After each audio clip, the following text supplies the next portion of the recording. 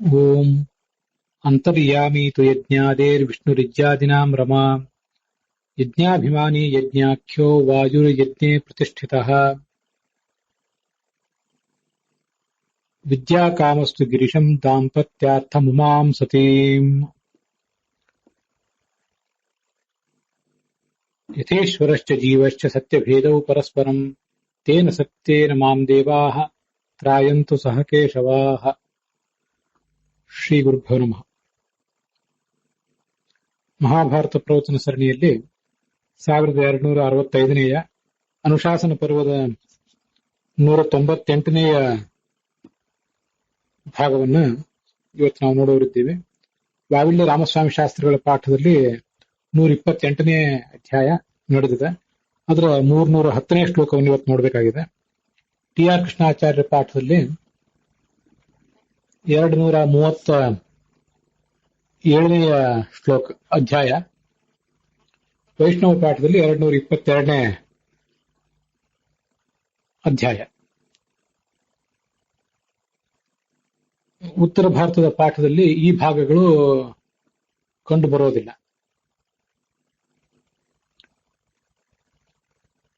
ಸ್ವಸ್ತ್ಯಸ್ತು ಸತಾಂ ಅಶೇಷ ಸನ್ಮಂಗಲಾನಿ ಭವಂತು.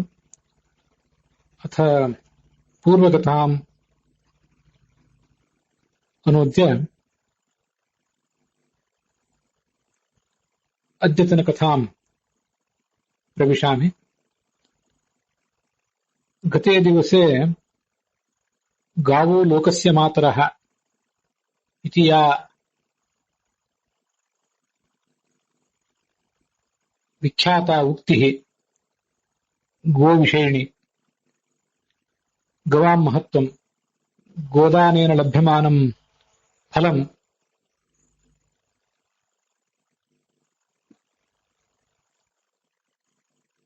ಅಪಿ ಚ ದಾನಸ್ಯ ಫಲಂ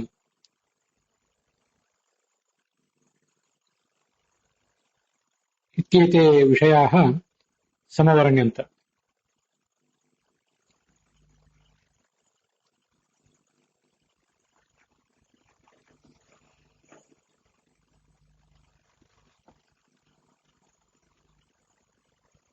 अस्मिन् प्रवर्तमाने अध्याये वेदात्मिका पार्वती वर्णत्रयात्मकं रुद्रम् एवं यज्ञ विषये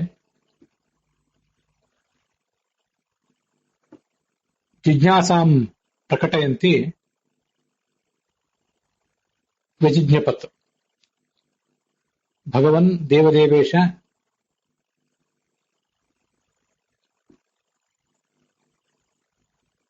ಲೌಕಿಕವಾದಂತಹ ಯಜ್ಞವಾಗಲಿ ವೈದಿಕವಾದಂತಹ ಯಜ್ಞವಾಗಲಿ, ಯಜ್ಞ ಅನ್ನೋದೊಂದು ಬಹಳ ಶ್ರೇಷ್ಠವಾದಂತಹ ಸಂಗತಿ ಅಂತ ಎಲ್ಲ ಕಡೆ ವರ್ಣಿಸಲ್ಪಡ್ತದೆ. ಆ ಯಜ್ಞಗಳ ಕುರಿತಾಗಿ ಶಾಸ್ತ್ರಗಳಲ್ಲಿ ಏನನ್ನು ವರ್ಣನೆ ಮಾಡಿದ್ದಾರೆ ಅನ್ನುವುದನ್ನ ನೀನು ನನಗೆ ಹೇಳಬೇಕು ಅಂತ ಕೇಳಿಕೊಂಡ್ಲು ಪಾರ್ವತಿ. ಅದಕ್ಕೆ ರುದ್ರ ಆ ಯಜ್ಞಗಳ ಮಹತ್ವವನ್ನ ಈ ಮುಂದಿನಂತೆ ಅವಳಿಗೆ ವರ್ಣಿಸ್ಲಿಕ್ಕೆ ತೊಡಗಿದೆ.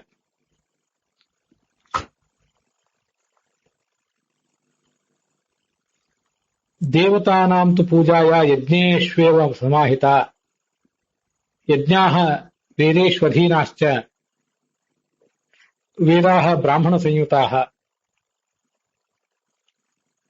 ದೇವತೆಗಳ ಆರಾಧನೆಯನ್ನ ಯಾವತ್ತೂ ಯಜ್ಞಗಳ ಮೂಲಕವಾಗಿಯೇ ಮಾಡ್ತಾ ಇರ್ತಾರೆ. ಇಲ್ಲಿ ಯಜ್ಞ ಅಂದ್ರೆ ನಿರ್ದಿಷ್ಟವಾಗಿ ಒಂದು ಯಜ್ಞಕುಂಡದಲ್ಲಿ ಆಹುತಿಗಳನ್ನು ಹಾಕಿ ಮಾಡುವಂತಹ ಯಜ್ಞವೇ ಯಜ್ಞ ಅಂತಲ್ಲ. ಒಟ್ಟಾರೆ ಎಲ್ಲವೂ ಕೂಡ ಯಜ್ಞವೇ.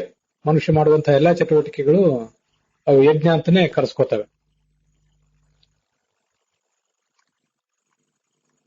ಆ ಯಜ್ಞಗಳು ಯಾವುದನ್ನು ಅವಲಂಬಿಸಿದೆ ಅನ್ನುವುದನ್ನೆಲ್ಲ ಇಲ್ಲೀಗ ಹೇಳ್ತಾರೆ. ಯಜ್ಞಾಃ ವೇದೇಶು ಅಧೀನಾಃ. ಯಜ್ಞಗಳೆಲ್ಲ ವೇದಗಳನ್ನು ಅವಲಂಬಿಸಿವೆ. ವೇದಗಳು ಬ್ರಾಹ್ಮಣರನ್ನು ಅವಲಂಬಿಸಿವೆ. ಆ ಬ್ರಾಹ್ಮಣರು ಮತ್ತೆ ಯಜ್ಞಗಳನ್ನ ಮತ್ತು ವೇದಗಳನ್ನ ಅವಲಂಬಿಸಿದ್ದಾರೆ ಅನ್ನುವುದನ್ನ ಇಲ್ಲಿ ಮುಂದಿನ ಶ್ಲೋಕಗಳಲ್ಲಿ ಹೇಳ್ತಾರೆ. ಬೇರೆ ಕಡೆನೂ ಕೂಡ ಆ ವಿಷಯ ಬಂದೇ ಇದೆ.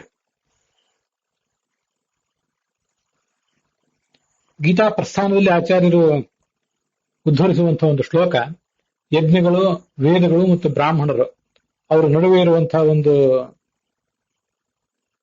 ತ್ರಿಕೋಣ ಸಂಬಂಧವನ್ನು ವರ್ಣಿಸ್ತದೆ. ವಿಪ್ರಾ ವೇದಾಶ್ಚ ಯಜ್ಞಾಶ್ಚ ಯಸ್ಮಾದೋತಾಃ ಪರಸ್ಪರಂ ವಿಹಿತಾ ವಿಷ್ಣುನಾಥೇನ ವಿಷ್ಣುರೋಮಿತ್ಯುದಾಹೃತಃ ಅಂತ ಶ್ಲೋಕ. ಭಗವಂತನಿಗೆ ಓಂ ಅಂತ ಹೇಳ್ತಾರಲ್ಲ, ಯಾಕೆ ಓಂ ಅಂತ ಹೇಳ್ತಾರೆ? ಅವನು ಗುಣಪೂರ್ಣನಾದ್ರಿಂದ ಅಂತ ಅನ್ನೋದು ನಮಗೆ ಗೊತ್ತಿದ್ದೇ ಇದೆ. ಅದಲ್ಲದೆ ಈ ಓಂಕಾರ, ಈ ವೇದಗಳು, ಯಜ್ಞಗಳು ಮತ್ತು ಬ್ರಾಹ್ಮಣರನ್ನ ಅವನು ಒಂದಕ್ಕೊಂದು ಜೋಡಿಸಿಟ್ಟಿದ್ದಾನೆ. 3 ಅಂಗಗಳಿವು, ಒಂದು ತ್ರಿಕೋಣ ಇದು. ಆ ತ್ರಿಕೋಣದಲ್ಲಿ ವೇದ, ಯಜ್ಞ ಮತ್ತು ಬ್ರಾಹ್ಮಣರು ಪರಸ್ಪರ ಸಂಬಂಧವನ್ನ ಪಡೆದುಕೊಂಡಿದ್ದಾರೆ. ಅದನ್ನೇ 2 ಅಂಗಗಳನ್ನು ಇಲ್ಲಿ ಹೇಳಿದ್ದಾರೆ. ಈಗ ಯಜ್ಞ ವೇದೇಶ್ವಧೀನಾಶ್ಚ, ಯಜ್ಞಗಳೆಲ್ಲವೂ ಕೂಡ ವೇದಗಳ ಅಧೀನವಾಗಿವೆ. ವೇದಗಳೆಲ್ಲ ಬ್ರಾಹ್ಮಣರ ಅಧೀನವಾಗಿವೆ. ಯಾರು ಬ್ರಾಹ್ಮಣರು ವೇದಗಳನ್ನು ಓದದೆ ಹೋದ್ರೆ ಯಜ್ಞಗಳು ಮತ್ತು ವೇದಗಳೆಲ್ಲ ಕುಸಿದು ಹೋಗ್ತವೆ. ಯಜ್ಞ ಮಾಡುವವರಿಲ್ಲದೆ ಹೋದ್ರೆ ವೇದ ಮತ್ತು ಬ್ರಾಹ್ಮಣರು ಇದ್ದು ಕೂಡ ವ್ಯರ್ಥವೇ. ಬ್ರಾಹ್ಮಣರು ಇಲ್ಲದೆ ಹೋದ್ರೆ ಯಜ್ಞ ಮತ್ತು ವೇದಗಳಿದ್ದು ವ್ಯರ್ಥ. ವೇದಗಳು ಇಲ್ಲದೆ ಹೋದ್ರೆ ಬ್ರಾಹ್ಮಣರು ಯಜ್ಞಗಳನ್ನು ಮಾಡ್ತಾರೆ ಹೇಗೆ? ಎಲ್ಲ ಅಸ್ತವ್ಯಸ್ತ ಆಗಿ ಹೋಗ್ತದೆ.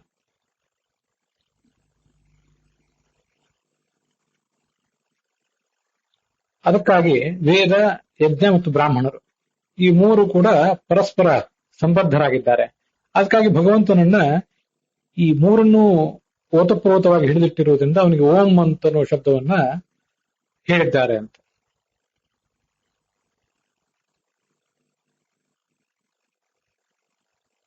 ಒಬ್ಬ ವ್ಯಕ್ತಿ ಏನು ಆಲೋಚನೆ ಮಾಡಬೇಕು, ಹೇಗೆ ತನ್ನ ಕರ್ತವ್ಯಗಳನ್ನು ನಿರ್ಧರಿಸಬೇಕು? ಜಗತ್ತಿನಲ್ಲಿ ಭೂಮಿಯಲ್ಲಾಗಲಿ ಸ್ವರ್ಗದಲ್ಲಾಗಲಿ, ದಿವಿವಾ ಭುವಿ, ಪ್ರತಿಯೊಂದು ವಸ್ತುವು ಕೂಡ ಲೋಕದ ಹಿತಕ್ಕಾಗಿ ಏನು ಯಜ್ಞ ಮಾಡಬೇಕಾಗಿದೆ ಆ ಯಜ್ಞಕ್ಕಾಗಿರುವಂಥವೇ ಎಲ್ಲ ವಸ್ತುಗಳು. ಯಜ್ಞಕ್ಕಾಗಿ ಇಲ್ಲದೆ ಇರುವಂತಹ ವಸ್ತು ಯಾವುದೂ ಇಲ್ಲ.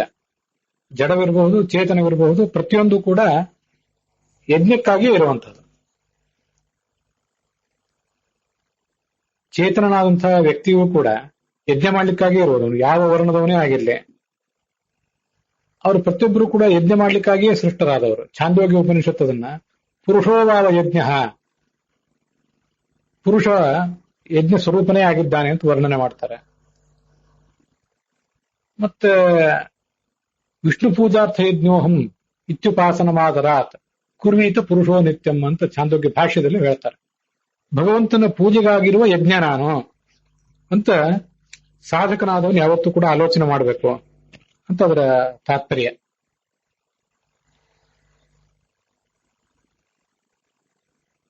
ಹಾಗಾಗಿಯೇ ಜಡವಾದಂಥ ಯಾವುದೇ ವಸ್ತು ಇರಲಿ, ಒಟ್ಟಾರೆ ಜೀವನವೇ ಒಂದು ಯಜ್ಞ ಆದ್ರಿಂದ ಕೆಲವು ಬಾರಿ ಒಂದು ಅಗ್ನಿಕುಂಡದಲ್ಲಿ ತುಪ್ಪವನ್ನು ಹಾಕಿ ಆಹುತಿ ಮಾಡಬಹುದು, ಮತ್ತೊಂದು ಯಾವುದೋ ರೀತಿಯಿಂದ ಸಮಾಜದ ಸೇವಾ ಆಗಬಹುದು, ಜನರ ಸೇವಾ ಆಗಬಹುದು, ಪ್ರಾಣಿಗಳ ಪಶುಗಳ ಪಾಲನೆ ಇರಬಹುದು.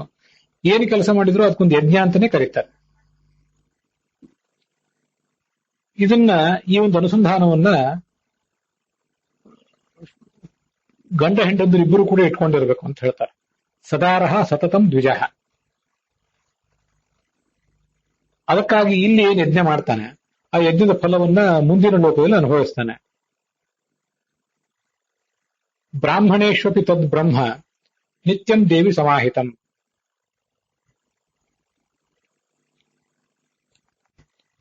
ತೈತ್ರಿಯ ಉಪನಿಷತ್ತಿನ ಭಾಷ್ಯದಲ್ಲಿ ಒಂದು ಪ್ರಸಂಗದಲ್ಲಿ ಆಚಾರ್ಯರು ಹೀಗೆ ವರ್ಣಿಸ್ತಾರೆ. ಬೃಹತ್ವಾತ್ ಬ್ರಹ್ಮ ವೇದಾನಾಂ ಸಮುದಾಯೇ ಅಖಿಲೇ ಸ್ಥಿತಃ.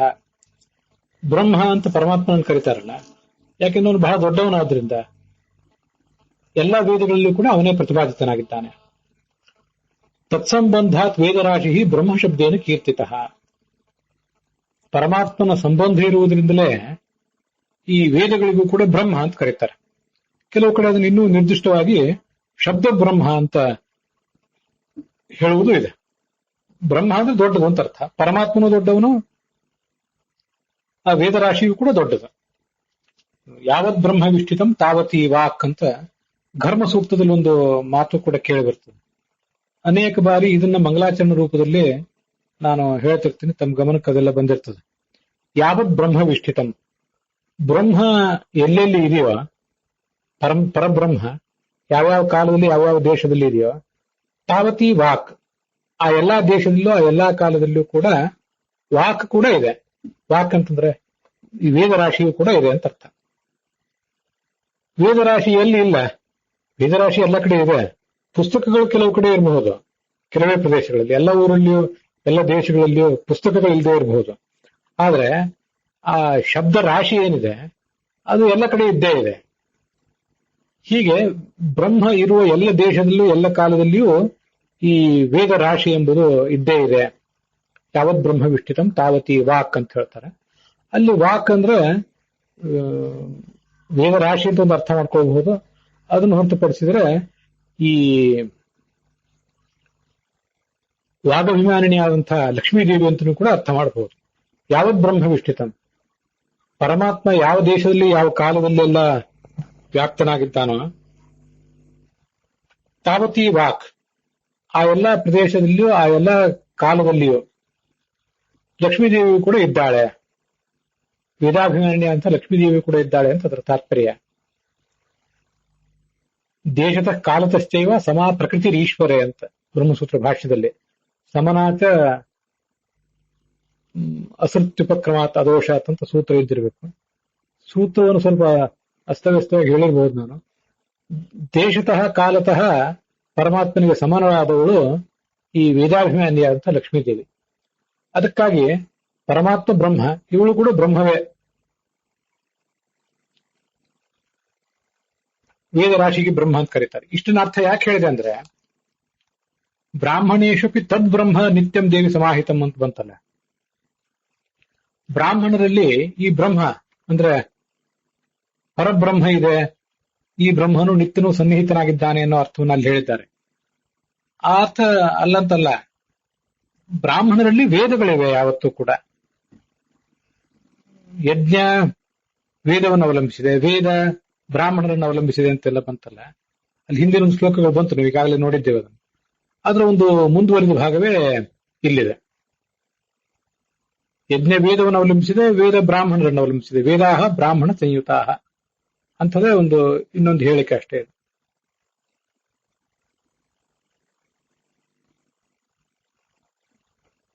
ತಸ್ಮಾತ್ ವಿಪ್ರೈಹಿ ಯಥಾಶಾಸ್ತ್ರಂ ವಿಧಿದೃಷ್ಟೇನ ಕರ್ಮಣ. ಆದ್ರಿಂದ ಜ್ಞಾನಿಗಳಾದಂತಹ ಬ್ರಾಹ್ಮಣರು ವೇದಶಾಸ್ತ್ರದ ವಿಧಿಗನುಗುಣವಾಗಿ ಎಲ್ಲ ಯಜ್ಞಾದಿಗಳನ್ನು ಮಾಡಿದರೆ ದೇವತೆಗಳಿಗೆ ಅದರಿಂದ ತೃಪ್ತಿ ಆಗ್ತದೆ. ಬ್ರಾಹ್ಮಣರು ಮತ್ತು ಕ್ಷತ್ರಿಯರು ಈ ಯಜ್ಞಗಳನ್ನು ಮಾಡಲಿಕ್ಕೆ ಹೆಚ್ಚು ಅರ್ಹರು, ಉಳಿದವರು ಕೂಡ ಅರ್ಹರಿದ್ದೇ ಇದ್ದಾರೆ ಅಂತ ಅದರ ಅರ್ಥ. ಅಗ್ನಿಷ್ಠೋಮ ಮೊದಲಾದ ಯಜ್ಞಗಳನ್ನ ಮಾಡಬೇಕು, ಜ್ಯೋತಿಷ್ಠೋಮ ಅಗ್ನಿಷ್ಠೋಮ ಮೊದಲಾದನ್ನ ಯಜ್ಞಗಳನ್ನು ಮಾಡಿದರೆ ದೇವತೆಗಳು ಸಂತೃಪ್ತರಾಗ್ತಾರೆ. ದೇವತೆಗಳು ಸಂತೃಪ್ತರಾಗಿ ಈ ಯಜ್ಞ ಮಾಡಿದ ವ್ಯಕ್ತಿಗೆ ಆ ಫಲವನ್ನು ಕೊಡ್ತಾರೆ. ಯಜ್ಞ ಮಾಡಿದ ಫಲ ವ್ಯಕ್ತಿಗೆ ಮತ್ತು ಆ ಜಗತ್ತಿನ ಉಳಿದ ಜನರಿಗೂ ಕೂಡ ಆ ವೇದದ ಫಲ ಸಿಗ್ತದೆ. ಎಲ್ಲ ಕಡೆ ಸುಭಿಕ್ಷ ಇತ್ಯಾದಿಗಳು ವ್ಯವಸ್ಥಿತ ಆಗ್ತವೆ ಅಂತ ಅದರ ಅರ್ಥ.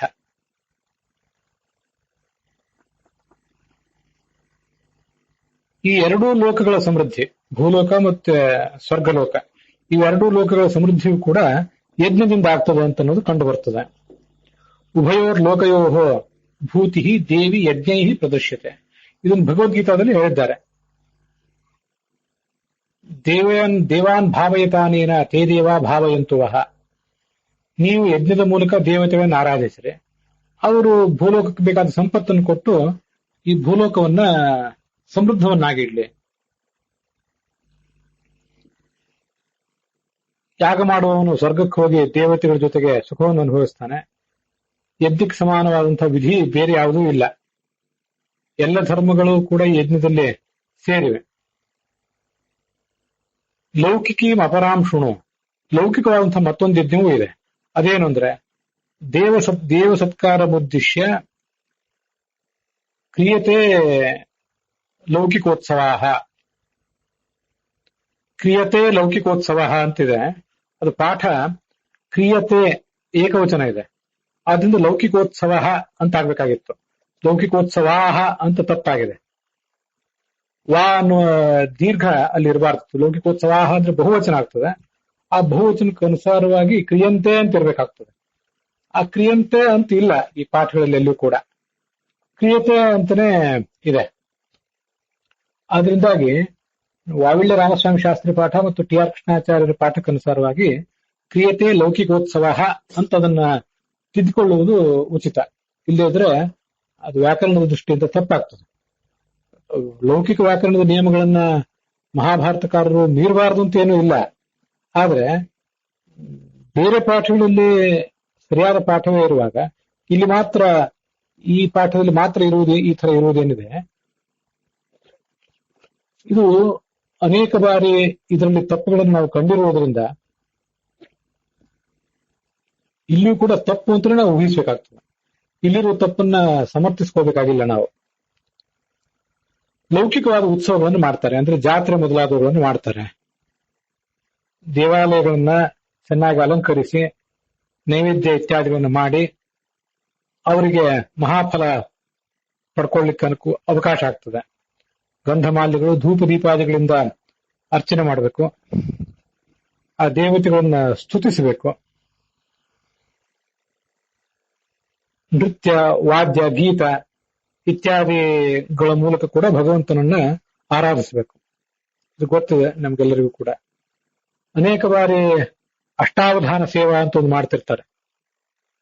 ಗಣೇಶನ ಎದುರಿಗೆ ಮತ್ತೆ ಯಾವುದೇ ದೇವತೆ ಎದುರಿಗೆ ಅಷ್ಟಾವಧಾನ ಸೇವಾ ಅಂತ ಅನ್ನೋದನ್ನ ಮಾಡ್ತಿರ್ತಾರೆ. ಅಷ್ಟಾವಧಾನ ಸೇವಾ ಅಂದ್ರೆ 8 ರೀತಿಯಾದ ಸೇವೆಗಳು ಅಂತ ಅರ್ಥ. ಋಗ್ವೇದ, ಯಜುರ್ವೇದ ಇತ್ಯಾದಿಗಳನ್ನ ಭಗವಂತನ ಎದುರಿಗೆ ನಿವೇದಿಸ್ತಾರೆ, ಸೇವಾ ರೂಪವಾಗಿ ಪಠಿಸ್ತಾರೆ, ಷಡಂಗಗಳನ್ನು ಪಠಿಸ್ತಾರೆ. ನೃತ್ಯ ಸೇವಾ, ಸಂಗೀತ ಸೇವಾ ಅಂತ ಅನ್ನೋದನ್ನು ಕೂಡ ಮಾಡ್ತಾರೆ ಅಲ್ಲೇ ಭಗವಂತನ ಎದುರಿಗೆ. ಅದನ್ನೇ ಇಲ್ಲಿ ನೃತ್ಯ, ವಾದ್ಯ, ಗೀತ ಅಂತೆಲ್ಲ ಹೀಗೆ ಹೇಳಿದ್ದಾರೆ. ಪ್ರಾಚೀನ ಕಾಲದಲ್ಲಿ ನೃತ್ಯಾದಿಗಳನ್ನು ಮಾಡ್ಲಿಕ್ಕೆ ಅಂತ ಹೇಳಿನೇ ನರ್ತಕಿಯರ ಒಂದು ಗಣ ಆ ದೇವಾಲಯದಲ್ಲಿ ಇರ್ತಿತ್ತು. ಅದು ಕೂಡ ನಮಗೆಲ್ಲರಿಗೂ ಕೂಡ ಗೊತ್ತಿದ್ದೇ ಇದೆ. ದೇವತೆಗಳು ಇಂತಹ ಉತ್ಸವಗಳಿಂದ ಸಂತೋಷ ಪಡ್ತಾರೆ, ಧರ್ಮ ಜಾಗೃತಿ ಆಗ್ತದೆ. ಅದಕ್ಕೆ ಪಾರ್ವತಿ ಕೇಳ್ತಾಳೆ, ಆ ದೇವತೆಗಳು ಸ್ವರ್ಗಲೋಕದಲ್ಲಿರ್ತಾರೆ, ಮನುಷ್ಯರು ಈ ಜಗತ್ತಿನಲ್ಲಿದ್ದಾರೆ. ಈ ಮನುಷ್ಯರು ಏನ್ ಮಾಡ್ತಾರೆ ಅಂತ ಅನ್ನೋದನ್ನ ದೇವತೆಗಳು ಹೇಗೆ ತಿಳ್ಕೊತಾರೆ? ಕಥಂ ಜ್ಞಾಸ್ಯಂತಿ ವಿಧಿವತ್, ಅದನ್ನು ವಿವರಿಸಿ ಹೇಳು ಅಂತ ಪಾರ್ವತಿ ಕೇಳ್ತಾ ಇದ್ದಾಳೆ. ಅದಕ್ಕೆ ಶಿವ ಹೇಳ್ತಾನೆ, ಎಲ್ಲರ ಪ್ರಾಣಿಗಳಲ್ಲಿ, ಎಲ್ಲಾ ಶರೀರಗಳಲ್ಲಿ ಕೂಡ ಅಂತರಾತ್ಮ ವ್ಯವಸ್ಥಿತ, ಅಂತರಾತ್ಮನಾಗಿ ಭಗವಂತ ಇದ್ದಾನೆ. ಆತ್ಮಾಂತರಾತ್ಮ ಪರಮಾತ್ಮೀತಿ ಮೂರ್ತಿ ತ್ರಯಂ ಹರೇಹೆ. ಆತ್ಮ, ಅಂತರಾತ್ಮ, ಪರಮಾತ್ಮನು 3 ರೂಪಗಳಿಂದಲೂ ಇದ್ದಾನೆ. ಆತ್ಮಾಂತರಾತ್ಮೇತಿ ಹರಿಹಿ ಏಕ ಏವ ದ್ವಿಧಾ ಸ್ವಯಂ. ಭಗವಂತ ಆತ್ಮ, ಅಂತರಾತ್ಮ ಅನ್ನೋ 2 ರೂಪಗಳಿಂದ ಜೀವನೊಳಗಿದ್ದಾನೆ. ನಿವಿಷ್ಟೋ ಹೃದಯ ನಿತ್ಯಂ, ಎಲ್ಲರ ಹೃದಯದಲ್ಲಿದ್ದಾನೆ ಅಂತ ಬ್ರಹ್ಮಸೂತ್ರ ಭಾಷ್ಯಾದಿಗಳಲ್ಲಿ ಹೇಳ್ತಾರೆ. ಅವನು ಪರದೇವತ. ಆತ್ಮ ಮನೋವ್ಯವಸ್ಥಾನ ಸರ್ವಂ ವೇತ್ತಿ ಶುಭಾಶುಭಂ. ದೇವತೆಗಳಲ್ಲೂ ಅವನಿದ್ದಾನೆ, ನಮ್ಮಲ್ಲೂ ಇದ್ದಾನೆ. ನಾವೇನ್ ಮಾಡ್ತೀವಿ ಅನ್ನೋದನ್ನು ದೇವತೆಗಳಿಗೆ ತಿಳಿಸ್ತಾನೆ. ಆ ದೇವತೆಗಳ ಮೂಲಕ ನಮಗೆ ಫಲ ಕೊಡಿಸ್ತಾನೆ. ಆದ್ರಿಂದ ಈ ಜಗತ್ತಿನಲ್ಲಿ ದೇವತಾ ಪೂಜಾ, ಪಿತೃಪೂಜಾ, ಯಜ್ಞ, ಧರ್ಮ ಕಾರ್ಯ, ಗುರುಪೂಜೆ ಇದೆಲ್ಲವೂ ನಡೀತದೆ. ಭಗವಂತನ ಆರಾಧನೆ ಎಂಬ ದೃಷ್ಟಿಯಿಂದ ಇದನ್ನೆಲ್ಲವನ್ನೂ ಕೂಡ ಸಾಧಕನಾದವನು ನಡೆಸಬೇಕು. ಅವನಿಗೆ ಅದರಿಂದ ಪರಲೋಕದಲ್ಲಿಯೂ ಕೂಡ ಸದ್ಗತಿ ಇದೆ. ಮುಂದೆ ಪಾರ್ವತಿ ಹೀಗೆ ಕೇಳ್ತಾಳೆ ಶಿವನನ್ನ,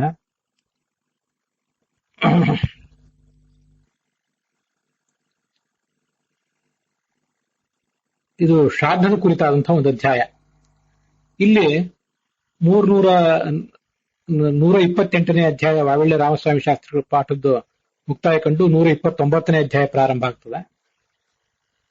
ಟಿ ಆರ್ ಕೃಷ್ಣಾಚಾರ್ಯರ ಪಾಠದಲ್ಲಿ 238ನೇ ಅಧ್ಯಾಯ ಇದು. ಮತ್ತೆ ವೈಷ್ಣವ ಪಾಠದಲ್ಲಿ ಇದು 223ನೇ ಅಧ್ಯಾಯ. ಶ್ರಾದ್ದದ ಕುರಿತಾಗಿ ಇಲ್ಲಿ ವರ್ಣನವಿದೆ. ಪಿತೃಮೇಧ ಕಥಂ ದೇವ ತನ್ಮೇ ಶಂಸಿತು ಅರ್ಹಸಿ. ಪಿತೃಮೇಧ ಹೇಗೆ ನಡೀತದೆ ಅದನ್ನು ಒಂದಿಷ್ಟು ನನಗೆ ವಿವರಿಸುವಂತ ಪಾರ್ವತಿ ಕೇಳ್ತಾ ಇದ್ದಾಳೆ. ಅದು ಮೇಧ ಅಂದ್ರೆ ಏನು? ಪಿತೃಮೇಧ ಅನ್ನೋ ಶಬ್ದ ನಮಗೆ ಬಹಳ ವಿಚಿತ್ರವಾಗಿ ಕಾಣಿಸ್ತದೆ. ನರಮೇಧ, ಅಶ್ವಮೇಧ ಅಂತ ಈಗೆಲ್ಲ ನಾವು ಕೇಳಿರ್ತೇವೆ. ಮೇಧ ಅಂದ್ರೆ ಕೊಲ್ಲುವುದು ಅಂತ ಅರ್ಥ. ಆದ್ರೆ ಮೇಧೃ ಅನ್ನುವ ಧಾತುವಿಗೆನೆ ಮೇಧೃ ಸಂಗಮೆ ಅಂತ ಕೂಡ ಇನ್ನೊಂದು ಅರ್ಥವೂ ಇದೆ. ಎಲ್ಲರೂ ಸೇರುವುದು, ಒಟ್ಟು ಸೇರುವುದು ಅಂತ ಅರ್ಥ. ಅದರಿಂದ ಪಿತೃಮೇಧ ಅಂದ್ರೆ ಎಲ್ಲಿ ಯಾವ ಸಂದರ್ಭದಲ್ಲಿ ಶ್ರಾದ್ದ ಇತ್ಯಾದಿಗಳು ನಡೆದಾಗ ಪಿತೃದೇವತೆಗಳು ಅಲ್ಲಿ ಬಂದು ಪೂಜೆಯನ್ನು ಸ್ವೀಕಾರ ಮಾಡ್ತಾರೋ ಅವರ ಸಂಗಮ ಆಗ್ತದೋ ಅದಕ್ಕೆ ಪಿತೃಮೇಧ ಅಂತ ಕರೀತಾರೆ. ಅವರು ಎಲ್ರಿಗೂ ಸಂಪತ್ತನ್ನು ಕೊಡ್ತಾರೆ. ಅದಕ್ಕೆ ಬೇಕಾದಂತಹ ಕಾಲ ಏನು ಅಂತ ಅನ್ನೋದನ್ನೆಲ್ಲ ಹೇಳ್ತೇನೆ ಕೇಳು ಅಂತ ಮಹೇಶ್ವರ ಹೇಳ್ತಾ ಇದ್ದಾನೆ. ಪಿತೃಗಳು ಪೂಜ್ಯರಾದವರು ಎಲ್ಲ ದೇವತೆಗಳಿಗೂ ಕೂಡ ದೇವತೆಗಳವರು. ಲೋಕೇಶು ಪಿತರಃ ಪೂಜ್ಯಾಹ ದೇವತಾನಾಂಚ ದೇವತಾಹ. ಇದನ್ನು ನಾವು ಹರಿವಂಶದಲ್ಲೇ ಮತ್ತು ಮಹಾಭಾರತದಲ್ಲೇ ಒಂದು ಬಾರಿ ಕೇಳಿದ್ದೇವೆ. ಈ ಪಿತೃದೇವತೆಗಳು ಮತ್ತೆ ದೇವತೆಗಳು ಇವ್ರ ನಡುವೆ ಒಂದು ವ್ಯವಸ್ಥೆಯನ್ನು ಚತುರ್ಮುಖ ಮಾಡಿಕೊಟ್ಟ. ಆ ದೇವತೆಗಳಿಗೂ ಹಿರಿಯರನ್ನಾಗಿ ಪಿತೃದೇವತೆಗಳನ್ನು ನಿಯಮಿಸಿದ. ಪಿತೃದೇವತೆಗಳು ಆ ದೇವತೆಗಳನ್ನ ಪುತ್ರಕಾಹ ಅಂತ ಕರೆದ್ರಂತೆ, ಮಕ್ಕಳೇ ಅಂತ. ಆದ್ರಿಂದ ಆ ದೇವತೆಗಳಿಗೆ ದುಃಖ ಆಯ್ತು. ಅವರು ಮತ್ತೆ ಚತುರ್ಮುಖ ಬ್ರಹ್ಮನ ಬಳಿಗೆ ಬಂದ್ರು ಅಂತೀಗೆಲ್ಲ ವರ್ಣನ ಒಂದ್ ಕಡೆ ಕೇಳಿ ಬರ್ತದೆ. ದೇವ ಋಷಿ ಪಿತೃಪಾಹ ನರಾಹ ಅಂತ ಹೀಗಿದ್ದಾರೆ. ದೇವತೆಗಳು ಸಾಧಕರಾದವರು ಮೊದಲನೇ ವರ್ಗ ದೇವತೆಗಳು, ಮುಂದೆ ಋಷಿಗಳು, ಮುಂದೆ ಪಿತೃಗಳು, ಮುಂದೆ ಚಕ್ರವರ್ತಿಗಳು, ಮುಂದೆ ಮನುಷ್ಯೋತ್ತಮರು ಅಂತ ಹೀಗೆ 5 ವಿಭಾಗಗಳಿವೆ. ನಮಗಿದು ಗೊತ್ತಿದ್ದೇ ಇದೆ. ಪಿತೃದೇವತೆಗಳು ಅಂದ್ರೆ ಎಲ್ಲ ದೇವತಾ ವರ್ಗಕ್ಕಿಂತಲೂ ದೊಡ್ಡವರು ಅಂತ ಅರ್ಥ ಅಲ್ಲ. ಪಿತೃದೇವತೆಗಳಿಗಿಂತಲೂ ಕೆಳಗಿರುವ ಕೆಲವು ವರ್ಗದ ದೇವತೆಗಳು ಇದ್ದಾರೆ. ಪಿತೃದೇವತೆಗಳಿಗಿಂತ ಮೇಲಿರುವ ದೇವತೆಗಳು ಕೆಲವರಿದ್ದಾರೆ. ಅದೆಲ್ಲ ಹಿಂದೆ ಹರಿವಂಶದಲ್ಲಿ ಮತ್ತು ಇದೇ ಮಹಾಭಾರತದಲ್ಲಿ ವರ್ಣಿತ ಆಗಿದೆ, ನಾವು ಅದನ್ನು ನೋಡಿದ್ದೇವೆ. ಈ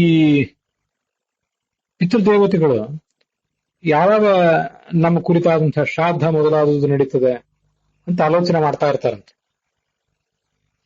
ಎಲ್ಲಾ ಜೀವಿಗಳು ಈ ಜಗತ್ತಿನಲ್ಲಿ ಮಳೆಯನ್ನು ನಿರೀಕ್ಷಿಸುವಂತೆ ಪಿತೃದೇವತೆಗಳು ಕಾಯ್ತಾ ಇರ್ತಾರೆ.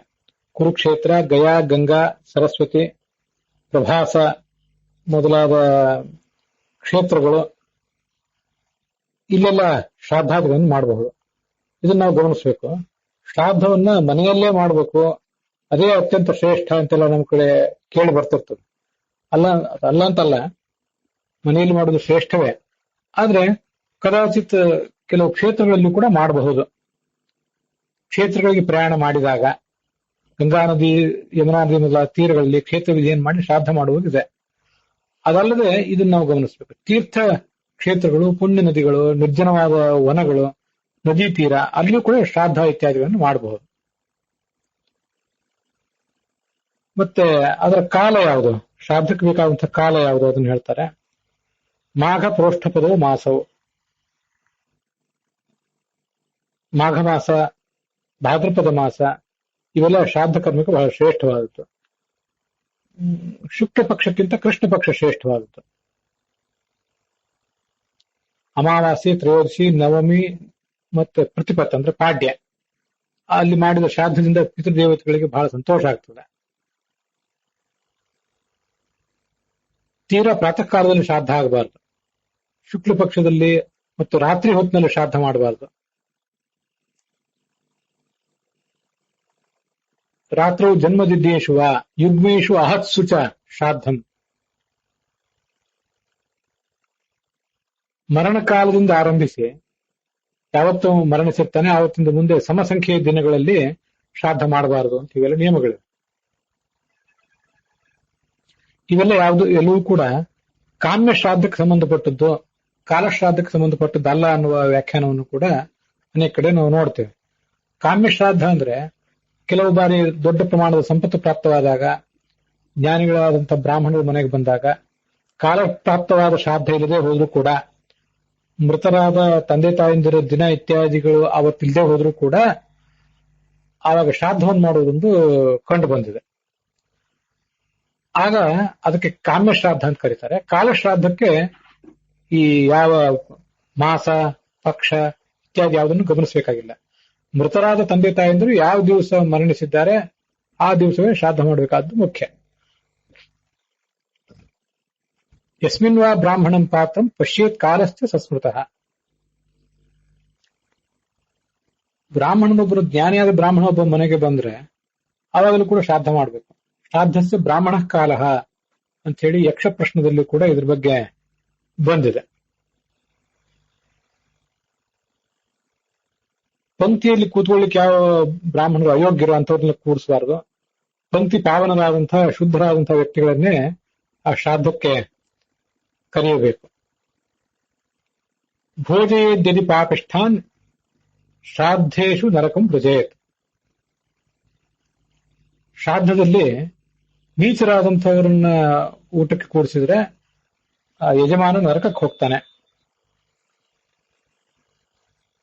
ವಿದ್ಯಾ ಚಾರಿತ್ರ್ಯ ಸಂಪನ್ನರಾದಂಥ ಪತ್ನಿ ಸಹಿತರಾಗಿರ್ಬೇಕು, ವಿವಾಹಿತರಾಗಿರ್ಬೇಕು, ಅಂಥವ್ರನ್ನ ಶ್ರಾದ್ದಕ್ಕೆ ಕೂಡಿಸ್ಬೇಕು ಅಂತ ಅದರ ಅಭಿಪ್ರಾಯ.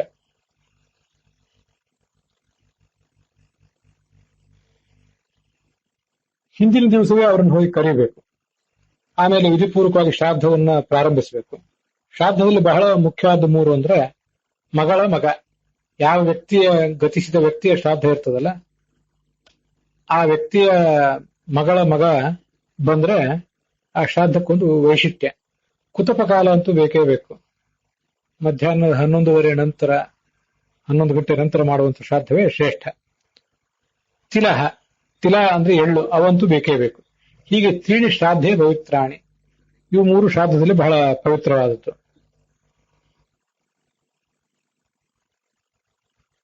ಕುತಪಸ್ಯ ಚ ಲೋಮಾನಿ ಕುಶಾಹ ದರ್ಭತಿಲಾಹ ಮಧು. ಕುತಪಸ್ಯ ಚ ಲೋಮಾನಿ ಅಂತಿದೆ. ಕುತಪಃ ಖಡ್ಗಪಾತ್ರಂ ಚ ಕುಶಾ ದರ್ಭತಿಲಾಹ ಮಧು ಅಂತ ಇನ್ನು ಕೆಲವು ಕಡೆ ಪಾಠ ಇದೆ. ಹೀಗೆ ಪಾಠ ಟಿ.ಆರ್. ಕೃಷ್ಣಾಚಾರ್ಯ ಪಾಠ, ವಾವಿಳ್ಯ ರಾಮಸ್ವಾಮಿ ಶಾಸ್ತ್ರಿಗಳ ಪಾಠದಲ್ಲಿ ಕುತಪಃ ಖಡ್ಗಪಾತ್ರಂ ಚ ಅಂತಾನೆ ಹೀಗೆ ಪಾಠ ಇದೆ. ದರ್ಭೆಗಳು ಮತ್ತೆ ತಿಲಾಹ, ಎಳ್ಳು, ಜೇನುತುಪ್ಪ ಇವೆಲ್ಲ ಬಹಳ ಮುಖ್ಯ. ಕುತಪ ಕಾಲದ ಲೋಮಗಳು ಅಂತ ಹೀಗೆ ಅರ್ಥ ಬರೆದಿದ್ದಾರೆ ಅಲ್ಲಿ. ಲೋಮಗಳು ಒಂದು ಅರ್ಥ ಅಷ್ಟು ಸರಿ ಅನ್ಸೋದಿಲ್ಲ, ಯಾಕಂದ್ರೆ ಪಾಠವೇ ಗೊಂದಲದಲ್ಲಿ ಇರೋದ್ರಿಂದ. ಅದಕ್ಕಾಗಿ ಇವೆಲ್ಲ ಆ ಶ್ರಾದ್ದದ ಅಂಗಗಳು ಅಂತ ಹೀಗೆ ಅರ್ಥ ಮಾಡುವುದೇ ಯೋಗ್ಯ. ನೀರಶಾಕಂ ಗಜಚ್ಛಾಯ ಪವಿತ್ರಂ ಶ್ರಾದ್ದ ಕರ್ಮಸು, ಕಾಲಶಾಕಂ ಗಜಚ್ಛಾಯ ಪವಿತ್ರಂ ಶ್ರಾದ್ದ ಕರ್ಮಸು ಅಂತ ಬೇರೆ ಕಡೆ ಪಾಠ ಇದೆ. ಕಾಲಶಾಕ ಅಂದ್ರೆ ಒಂದು ರೀತಿಯಾದ ತರಕಾರಿ ಇದ್ದಿರಬಹುದು. ಅದಕ್ಕೆ ನೀಲಶಾಖ, ಹಾಗಲಕಾಯಿ ಅಂತ ಹೀಗೆಲ್ಲ ಕೆಲವರು ವ್ಯಾಖ್ಯಾನ ಮಾಡಿದ್ದಾರೆ. ಅದನ್ನೆಲ್ಲ ನಾವು ತೀರ್ಮಾನಿಸುವುದು ಕಷ್ಟ. ಗಜಚ್ಛಾಯ ಅಂದ್ರೆ ಒಂದು ಯೋಗ, ಅದ್ರ ಬಗ್ಗೆ ಹಿಂದೆ ಬಂದಿದೆ. ಅದೊಂದು ಯಾವುದೇ ರೀತಿಯಾದ ತರಕಾರಿ ಏನಲ್ಲ, ಅದೊಂದು ಯೋಗ ಅನ್ನೋದನ್ನು ನಾವು ನೆನಪಿನಲ್ಲಿ ಇಟ್ಕೊಳ್ಬೇಕು. ಹಿಂದೆ ಅನೇಕ ಬಾರಿ 1-2 ಸರಿ ಬಂದಿದೆ ಅದು. ಸುತ್ತಲೂ ಎಳ್ಳುಗಳನ್ನ ಚೆಲ್ಲಬೇಕಂತ. ನಾನಾ ವರ್ಣಾನ್ ಸಮಂತತಃ, ಬಿಳಿ ಬಣ್ಣದ ಅಂತನೂ ತಿಳ್ಕೋಬಹುದೇನೋ, ಬಿಳಿ ಮತ್ತು ಕರಿ ಬಣ್ಣದ್ದು. ಸಾಮಾನ್ಯವಾಗಿ ಶ್ರಾದ್ದದಲ್ಲಿ ಬಿಳಿ ಬಣ್ಣದ ಎಳ್ಳುಗಳನ್ನು ತಂದಿರೋದಿಲ್ಲ. ನಾನಾ ವರ್ಣಾನ್ ಅಂತ ಯಾಕೆ ಹೇಳಿದ್ದಾರೆ ಅಂತ ಅನ್ನೋದನ್ನು ಗಮನಿಸಬೇಕು. ಬಿಳಿ ಬಣ್ಣದ ಎಳ್ಳು ಇದು ವ್ಯಭಿಚಾರ ಇತ್ಯಾದಿ, ಈ ಅಭಿಚಾರ ಕ್ರಿಯೆ, ಮಾಟ ಮಂತ್ರ ಇತ್ಯಾದಿಗಳನ್ನ ಯಾರು ಮಾಡಿಸಿದ್ದಾಗ ಅದರ ಪರಿಹಾರಕ್ಕಾಗಿ ಉಪಯೋಗಿಸಲ್ಪಡುವಂಥದ್ದು. ಆದ್ರಿಂದ ಇಲ್ಲಿ ನಾನಾ ವರ್ಣಾನ್ ಅಂತ ಹೇಳುವುದು ತಾತ್ಪರ್ಯ ಏನು ಅಂತ ನನಗೂ ಕೂಡ ಸ್ಪಷ್ಟವಾಗಲಿಲ್ಲ. ಸಂಪ್ರದಾಯದಲ್ಲಿರುವಂತೆ ಕರಿ ಎಳ್ಳನ್ನೇ ಶ್ರಾದ್ದದಲ್ಲಿ ಸುತ್ತಲೂ ಚೆಲ್ಲಿಸ್ತಾರೆ. ಆಗ್ನೇಯ ದಿಕ್ಕು ಅಥವಾ ನೈಋತ್ಯ ದಿಕ್ಕು ಒಂದನ್ನು ಬಿಟ್ಟು. ಅದು ನನಗೆ ಈಗ ಹೇಳಿಕ್ ನೆನಪಾಗೋದಿಲ್ಲ, ಶ್ರಾದ್ದಕ್ಕೆ ಕೂತಾಗ ನೆನಪಿಗೆ ಬರ್ತದೆ ಅಷ್ಟೇ. ಅದರಿಂದ ಅಶುದ್ಧವಾದದ್ದೆಲ್ಲವೂ ಕೂಡ ಎಳ್ಳಿನಿಂದ ಪವಿತ್ರ ಆಗ್ತದೆ. ತಿಲೈಹಿ ಶುದ್ಧತಿ ಶೋಭನೆ. ಶ್ರಾದ್ದದಲ್ಲಿ ಕಪ್ಪು ಅಥವಾ ಕಪ್ಪು ವಸ್ತ್ರ ಧರಿಸಿದವನು, ಕಾಷಾಯ ವಸ್ತ್ರ ಧರಿಸಿದವನು ಇಂಥವ್ರು ಯಾರನ್ನು ಕೂಡ ಕರೆಯಬಾರದು ಅಂತ ವರ್ಣನೆ ಮಾಡಿದ್ದಾರೆ.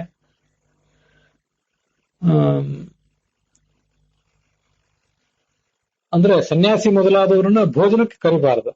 ದೇವ ಬ್ರಾಹ್ಮಣ, ಪಿತೃ ಬ್ರಾಹ್ಮಣ ಅಂತ ಇಬ್ಬರನ್ನ ಕೂಡಿಸಿರ್ತಾರೆ, ಅದರಲ್ಲಿ ಬ್ರಾಹ್ಮಣರಿರ್ಬೇಕು, ಸನ್ಯಾಸಿಗಳಿರಬಾರ್ದು. ಆದ್ರೆ ಶ್ರಾದ್ದದ ದಿವಸ ಸನ್ಯಾಸಿಯೊಬ್ಬನಿಗೆ ಹಸ್ತೋದಕ ಕೊಡುವುದು, ಆತನನ್ನು ಪೂಜಿಸುವುದು ಶ್ರೇಷ್ಠನೇ, ಅದ್ರ ಬಗ್ಗೆ ಏನು ತಕರಾರಿಲ್ಲ. ಅದು ಭಾಗವತ ಇತ್ಯಾದಿ ಕಡೆಗಳಲ್ಲಿ ಬಂದಿದೆ, ಭಾಗವತದ 7ನೇ ಸ್ಕಂದ ಇತ್ಯಾದಿ ಕಡೆಗಳಲ್ಲಿ. ದೇವ ಬ್ರಾಹ್ಮಣ, ಪಿತೃಬ್ರಾಹ್ಮಣ ಸ್ಥಳದಲ್ಲಿ ಕೂಡುವಂಥವನು ಜ್ಞಾನಿಯಾದಂಥ ಬ್ರಾಹ್ಮಣ ಆಗಿರ್ಬೇಕು, ಆತ ಸನ್ಯಾಸಿ ಆಗಿರಬಾರದು. ಇಷ್ಟೇ ಅಲ್ಲಿ ತಾತ್ಪರ್ಯ. ಭಿನ್ನ ಕರ್ಣಂ ನವವ್ರಣಂ. ಭಿನ್ನ ಕರ್ಣಂ ಅಂತ ಕೆಲವು ಕಡೆ ಇದೆ, ಕರ್ಣ ದೋಷ ಇರುವವನು ಅಂತ ಅರ್ಥ ಆಗ್ತದೆ. ಇನ್ನ ಭಿನ್ನ ಕರ್ಣಂ ಬದಲಾಗಿ ಭಿನ್ನ ವರ್ಣಂ ಅಂತ ಪಾಠ ಇದೆ. ಅದಕ್ಕೆ ನಾವು ಅರ್ಥ ತೀರ್ಮಾನ ಮಾಡುವುದು ಕಷ್ಟ. ಅಂತೂ ಹೀನಾಂಗಂ, ಅಂಗವೈಕಲ್ಯ ಇದ್ದವನನ್ನ, ಅಶುಚಿಯಾದವನನ್ನ ಯಾವತ್ತೂ ಕೂಡ ಶ್ರಾದ್ದದಲ್ಲಿ ಭೋಜನಕ್ಕೆ ಕರೆಯಬಾರದು. ಕೋಳಿ, ಹಂದಿ, ನಗ್ನ ಪುರುಷ, ನಪುಂಸಕರು, ರಜಸ್ವಲೆಯರು, ಕಬ್ಬಿಣ, ಸೀಸ, ತವರದ ಪಾತ್ರೆಗಳು ಇವೆಲ್ಲ ಶ್ರಾದ್ದದಲ್ಲಿ ಯಾವತ್ತೂ ಕೂಡ ಇರತಕ್ಕಂಥದ್ದಲ್ಲ. ಹೆಸರು, ಉದ್ದು, ಗೋಧಿ ಇತ್ಯಾದಿಗಳಿಂದ ಮತ್ತೆ ಮಾಂಸದಿಂದ ಪಿತೃಗಳಿಗೆ ತೃಪ್ತಿ ಆಗ್ತದೆ. ಮೊಲ ಮತ್ತು ರುರುವಿನ ಮಾಂಸ, ರುರು ಅಂತ ಒಂದು ಜಿಂಕೆಯ ಪ್ರಭೇದ, ಅದರ ಮಾಂಸದಿಂದ ಪಿತೃಗಳಿಗೆ ತೃಪ್ತಿ ಆಗ್ತದೆ. ಹಾಲು, ಮೊಸರು ಇತ್ಯಾದಿಗಳಿಂದ 1 ವರ್ಷ ಕಾಲ ತೃಪ್ತಿ ಆಗ್ತದೆ ಪಿತೃಗಳಿಗೆ. ಕಾಡೆಮ್ಮೆಯ ಮಾಂಸದಿಂದ ತೃಪ್ತಿ 12 ವಾರ್ಷಿಕಿ, 12 ವರ್ಷಗಳ ಕಾಲ ದೀರ್ಘವಾದಂತ ತೃಪ್ತಿಯನ್ನ ಪಡ್ಕೋತಾರೆ. ವಾರ್ಧ್ರೀಣಸ ಅಂತಿದೆ, ವಾರ್ಧ್ರಾಣಸ ಅಂತ ಇನ್ ಕೆಲವು ಕಡೆ ಪಾಠ ಇದೆ. ಪಾಠ ಯಾವುದನ್ನು ತೀರ್ಮಾನ ಮಾಡೋದು ಕಷ್ಟ. ವಾರ್ಧ್ರೀಣಸ ಅಂತ ಹೇಳಿ ಟಿ ಆರ್ ಕೃಷ್ಣಾಚಾರ್ಯ ಪಾಠ ಮತ್ತು ವಾವಿಳ್ಳಿ ರಾಮಸ್ವಾಮಿ ಶಾಸ್ತ್ರಿಗಳ ಪಾಠದಲ್ಲಿದೆ.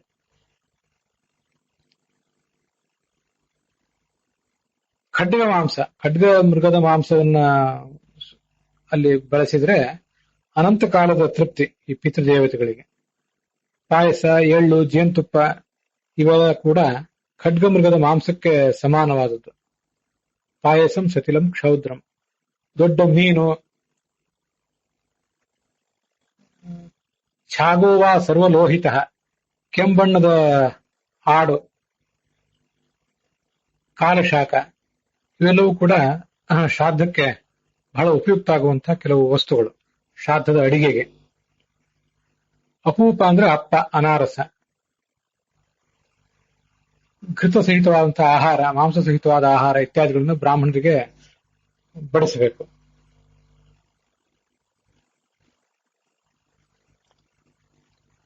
ಸ್ಮಶ್ರು ಕರ್ಮ ಶಿರಸ್ನಾತಾನ್ ಸಮಾರೂಪ್ಯ ಆಸನಂ ಕ್ರಮಾತ್. ಆ ಬ್ರಾಹ್ಮಣರು ಇಲ್ಲಿ ಬರುವಂತವರು ಸ್ಮಶ್ರು ಕರ್ಮವನ್ನು ಮುಗಿಸಿರ್ಬೇಕು. ಅಂದ್ರೆ ಕ್ಷೌರ ಇತ್ಯಾದಿಗಳನ್ನು ಮುಗಿಸ್ಕೊಂಡು ಸ್ನಾನ ಮಾಡಿ ಅವ್ರು ಬಂದವರಾಗಿರ್ಬೇಕು ಅಂತ ಇದೆ. ಆದ್ರೆ ಬೇರೆ ಕಡೆಯಲ್ಲೂ ಇದು ಬಂದಿಲ್ಲ. ಈಗ ಅಂತ ಹೇಳಿದ್ದಾರೆ, ಆಚರಣದಲ್ಲಿ ಆವತ್ತಿನ ದಿವಸ ಅವರು ಶ್ರಾದ್ದ ಭೋಜನ ಮಾಡುವವರು ಹೀಗೆ ಸ್ಮಶ್ರು ಕರ್ಮ ಮಾಡಿಸಿಯೇ ಇರಬೇಕು ಅಂತ ಹೇಳೋದಕ್ಕೆ ಆಧಾರ ಏನ್ ಕಾಣಿಸೋದಿಲ್ಲ, ಸಂಪ್ರದಾಯದಲ್ಲಿ ಹಾಗೇನ್ ಕಾಣಿಸೋದಿಲ್ಲ.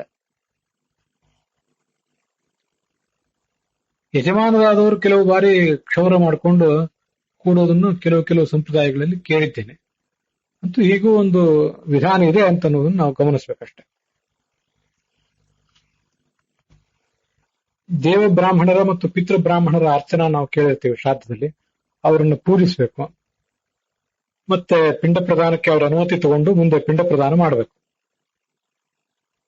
ದಕ್ಷಿಣಕ್ಕೆ ತುದಿ ಬರುವಂತೆ ಈ ದರ್ಭದ ಮುಷ್ಟಿಯನ್ನ, ದರ್ಭದ ಹಿಡಿಯನ್ನ ಭೂಮಿ ಮೇಲೆ ಹಾಸಬೇಕು. ನಮಗೀಗ ಬರುವಂತೆ ನಾವು ಆಗ್ನೇಯ ದಿಕ್ಕಿಗೆ ಅದ್ರ ತುದಿ ಬರುವಂತೆ ಹಾಸ್ತೇವೆ. ಮುಂದೆ ಅಲ್ಲಿ ಸ್ವಧಾ ಅಂತ ಹೇಳ್ತಾ ಪಿಂಡಗಳನ್ನು ಇಡಬೇಕು. ಕವಿವಾಹನ ನಾಮ ಅಗ್ನಿ, ಸೋಮ, ಪಿತೃಗಳು ಇವರನ್ನೆಲ್ಲರನ್ನು ಉದ್ದೇಶಿಸಿ ಹೋಮ ಮಾಡಬೇಕು. ಜುಹುಯಾತ್ ಅಂದ್ರೆ ಪಿಂಡ ಪ್ರದಾನ ಮಾಡಬೇಕು ಅಂತ ಇಷ್ಟೇ ಅರ್ಥ. ಅಪಸವ್ಯಂ ಅಪಾಂಗುಷ್ಠಂ ನಾಮಧೇಯ ಪುರಸ್ಕೃತಂ. ಮುಂದೆ ಅಲ್ಲಿ ಪಿಂಡ ಪ್ರದಾನ ಮಾಡುವಾಗ ಜನಿವಾರವನ್ನು ಎಡಕ್ಕೆ ಮಾಡಿಕೊಂಡು ತಾನು ತನ್ನ ಆಸನದ ಮೇಲೆ ಕೂತ್ಕೊಂಡು ಆ ಏನು ದರ್ಭೆಗಳನ್ನು ಹಾಸಿದ್ದಾನೆ ಆ ದರ್ಭೆಗಳ ಮೇಲೆ ಪಿಂಡಗಳನ್ನ ಇಡಬೇಕು. ಅಂಗುಷ್ಠವನ್ನು ಸ್ಪರ್ಶ ಮಾಡಿಸಬಾರದು ನಮ್ಮ ಹೆಬ್ಬೆರಳನ್ನ ಅಂತಿದೆ. ಆದ್ರೆ ಈಗೆಲ್ಲ ನಾವು ದರ್ಭದ ಮೇಲೆ ಪಿಂಡ ಇಡುವಾಗ ಆ ಹೆಬ್ಬೆರಳನ್ನು ನೆಲಕ್ಕೆ ತಾಗಿಸಿಯೇ ಮಾಡ್ತೇವೆ. ಆದ್ರೆ ಹೀಯಾಕೆ ಇಲ್ಲಿ ಹೇಳಿದ್ದಾರೆ ಅಂತ ಅನ್ನೋದನ್ನು ಕೂಡ ನಾವು ಒಂದ್ಸರಿ ವಿಚಾರ ಮಾಡ್ಬೇಕಷ್ಟೆ.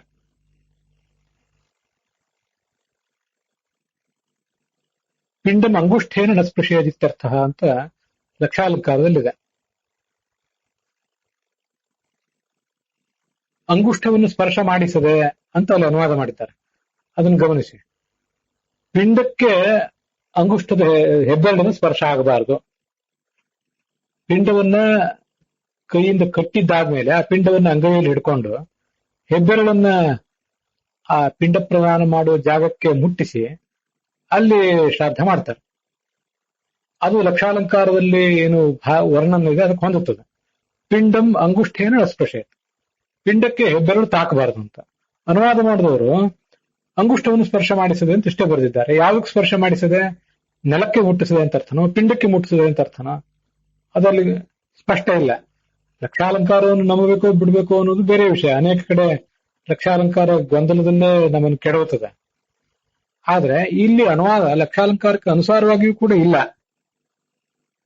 ಅಂತ ಅದನ್ನ ನಾವು ಗಮನಿಸ್ಬೇಕಷ್ಟೆ.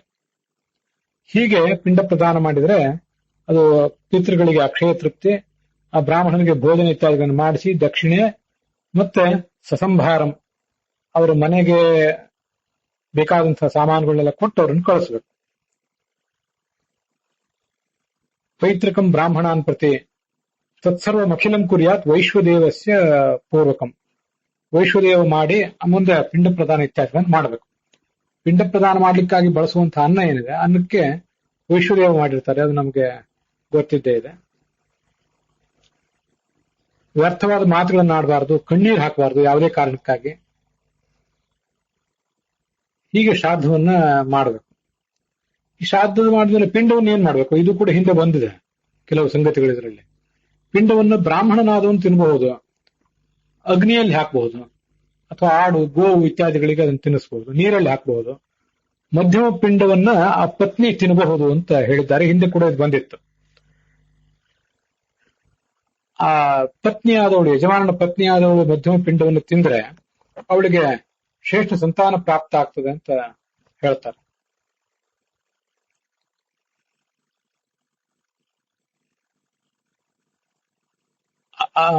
ಆಧತ್ತ ಪಿತರೋ ಗರ್ಭಂ ಕುಮಾರಂ ಪುಷ್ಕರ ಸೃಜಂ. ಕಮಲದ ಮಾಲೆಯನ್ನು ಧರಿಸಿದ ಒಬ್ಬ ಮಗನನ್ನ ಅವಳ ಗರ್ಭದಲ್ಲಿ ಇಡ್ತಾರಂತೆ. ಕಮಲದ ಮಾಲೆಯನ್ನು ಧರಿಸುವುದು ಅನ್ನೋದು ಸೌಭಾಗ್ಯಕ್ಕೆ ಸಂಕೇತ ಅಂತ ತಿಳ್ಕೊಳ್ಬಹುದು ಅಷ್ಟೇ. ಸೌಭಾಗ್ಯಶಾಲಿಯಾದಂತಹ ಮಗನನ್ನ ಆಕೆ ಪಡ್ಕೋತಾಳೆ ಅಂತ ಅದರ ಅರ್ಥ. ಬ್ರಾಹ್ಮಣರ ಭೋಜನ ಆದ್ಮೇಲೆ ಅವರನ್ನು ಎಬ್ಬಿಸಿ ಉಳಿದ ಶೇಷದಿಂದ ನಾನೇನ್ ಮಾಡಬೇಕು? ಅನ್ನಶೇಷಿ ಕಿಂಕ್ರಿಯತಾಮ್ ಅಂತ ಕೇಳಬೇಕು. ಅವಾಗ ಇಷ್ಟೈ ಸಹ ಭುಜ್ಯತಾಮ್ ಅಂತ ಅವ್ರು ಹೇಳ್ತಾರೆ.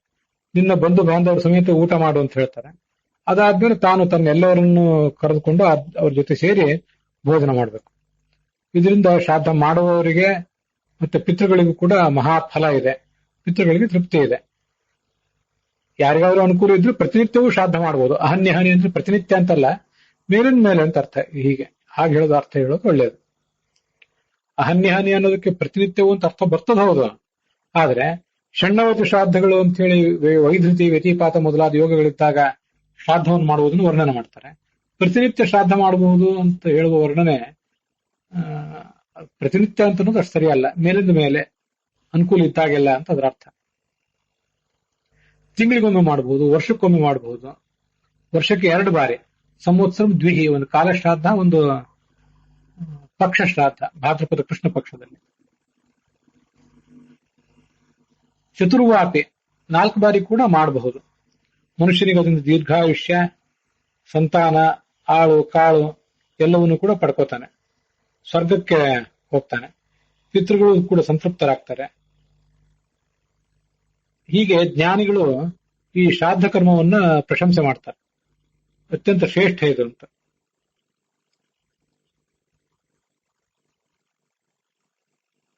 ಪಾರ್ವತಿ ಹೀಗೆ ಪ್ರಶ್ನಿಸ್ತಾಳೆ, ಈ ಜಗತ್ತಿನಲ್ಲಿ ಜನಿಸಿದ ಪ್ರಾಣಿಗಳು ಮತ್ತೆ ಮತ್ತೆ ಬೇರೆ ಬೇರೆ ವಂಶದಲ್ಲಿ ಹೋಗ್ತಾ ಇರ್ತಾರಲ್ಲ,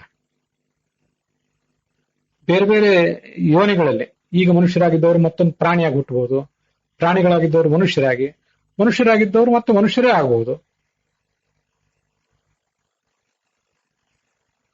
ಈಗ ಆ ಜೀವಿಗಳು ಎಲ್ಲಿರ್ತಾರೆ? ಪಿತರಸ್ಥಿತಿ ತತ್ರ ಕಥಂ ತಿಷ್ಠಂತಿ ದೇವವತ. ಗತಿಸಿದವರನ್ನು ಪಿತೃಗಳು ಅಂತ ನಾವು ಹೇಳ್ತಿರ್ತೇವೆ. ಪಿತೃದೇವತೆಗಳು ಅಂತ ಒಂದು ವರ್ಗವೂ ಬೇರೆ ಇದೆ. ಪಿತೃಗಳು ಇರುವುದೆಲ್ಲಿ, ಅವ್ರ ದೇಶ ಕಾಲ ಯಾವುದು, ಪಿಂಡವರನ್ನು ಅವರು ತಿನ್ನುವುದು ಹೇಗೆ?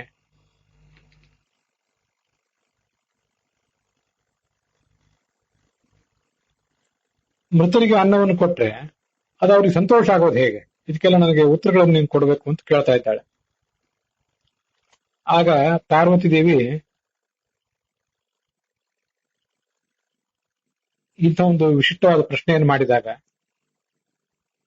ವಿರುದ್ಧಂ ರುದ್ರಾಣ್ಯಾಂ ಪೃಚ್ಛಂತ್ಯಾಂ ಅಂತ ಆ ಮಾತುಗಳನ್ನು ಕೇಳಿದ್ರೆ ಇದೇನು ಧಾರ್ಮಿಕ ಶುದ್ಧಿಗೆ ವಿರುದ್ಧವಾಗಿದೆಯಲ್ಲ, ಯಾಕೆ ಈ ತರ ಪ್ರಶ್ನೆ ಕೇಳ್ತಿದ್ದಾಳೆ ಅಂತನೂ ಅನಿಸ್ಬಹುದು. ಆದ್ರೆ ಅವಳು ಜಗತ್ತಿಗೆ ತತ್ವಜ್ಞಾನವನ್ನು ಕೊಡ್ಲಿಕ್ಕಾಗಿ ತಾನೊಂದು ನಿಮಿತ್ತವಾಗಿ ಪ್ರಶ್ನೆ ಕೇಳ್ತಿದ್ದಾಳೆ ಅನ್ನೋದು ಎಲ್ರಿಗೂ ಗೊತ್ತಿದೆ. ಅದಕ್ಕಾಗಿ ಅಲ್ಲಿದ್ದ ಋಷಿಗಳಿಗೆ ಬಹಳ ಸಂತೋಷ ಆಯ್ತು. ಅದಕ್ಕೆ ಶಿವ ಹೇಳಿದ, ದಕ್ಷಿಣ ದಿಕ್ಕಿನಲ್ಲಿ ಇರ್ತಾರೆ ಪಿತೃದೇವತೆಗಳು, ಎಲ್ಲ ಪಿತೃಗಳು ಕೂಡ ಅಲ್ಲೇ ಇರ್ತಾರೆ. ಮೃತರಾದ ತಂದೆ, ತಾಯಿ, ಅಜ್ಜ ಮೊದಲಾದವರನ್ನು ಉದ್ದೇಶಿಸಿ ನಾವೇನು ಶ್ರಾದ್ದ ಮಾಡ್ತೀವಿ, ಆದ್ರಿಂದ ಪಿತೃದೇವತೆಗಳು ಅಂತ ಮತ್ತೊಂದು ವರ್ಗ ಬೇರೆ ಇದೆ, ಅವರು ಸಂತೋಷ ಪಡ್ತಾರೆ. ಮೃತರಾದವರು ಪಿತೃಗಳಲ್ಲ, ನಮ್ಮ ತಂದೆ, ನಮ್ಮ ಅಜ್ಜ ಇವರು ಯಾರು ಕೂಡ ಪಿತೃದೇವತೆಗಳಲ್ಲ.